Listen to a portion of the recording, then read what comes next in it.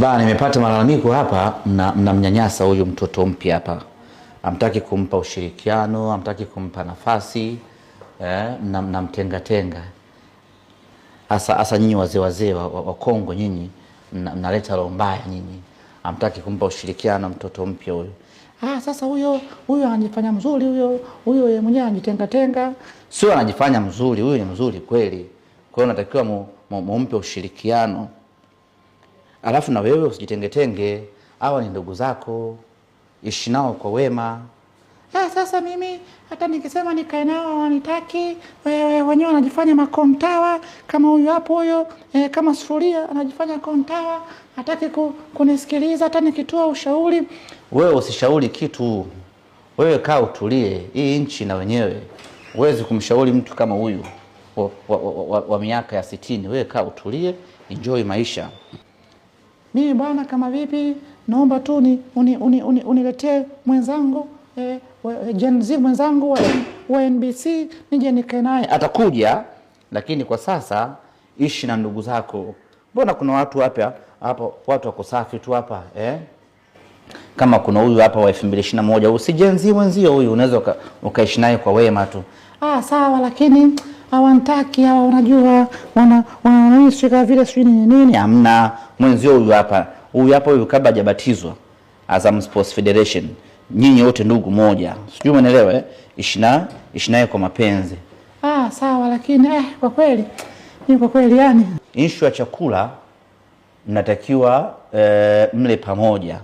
Lakini mimi siwezi kula vyakula vikavu. Nataka vyakula laini kama ndizi, mtoli. Punguza madeko. Hapa utakula wanachokula wenzio. Hapa nani kiranja wenu hapa? Hapa hatuna kiranja hapa kila mtu mtemi. Hatuwezi kuishi maisha hayo. Hata jela kuna viongozi. Kwa hiyo chagueni viongozi, alafu mkae kwa amani. Na huyu hapa mumpe kipaumbele kwa sababu ni katoto kapya, alafu ni katoto kazuri. Sasa nitamtafutia sehemu akae na hakuna mtu kumtoa. Wewe subiri, wewe nitakutafutia sehemu utakaa. Nyinyi wakubwa watatu mtampisha dogo aje akae hapa. Hapa kai hapa. Hii sehemu yetu sisi kitambo bana. Sisi ametukuta huyo bana. Wewe mtafutie sehemu nyingine tu akae bana. Hapa kai hapa. Basi punguzeni ngongo na nyinyi. Sasa bana, wewe dogo.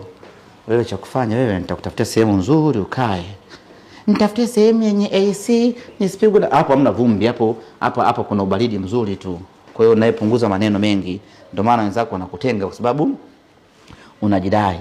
Sasa wewe kaa hapa, mimi nakutafutia sehemu nzuri utakaa utaenjoy. Au ni kule juu na kinangao. Wewe asija huku juu, huku wanakaa wauni tu. Mwana kule juu kuna wauni wa kinangao, hawacheki na kima wale. Kwa wewe ni bora uvumilia hapa, sawa bwana wewe vumilia hapa. Nitakuletea kaa utulia hapa. Msimguse sasa. Hiyo sehemu yake ya peke yake. Baadaye nitakuja kupunguza. Kuna watu nitawatoa shaka sana. Historia zao zimeshaanza na kupotea. Hawa tutawapeleka Msimbazi. Hapa tutaacha wale watu wapya wale.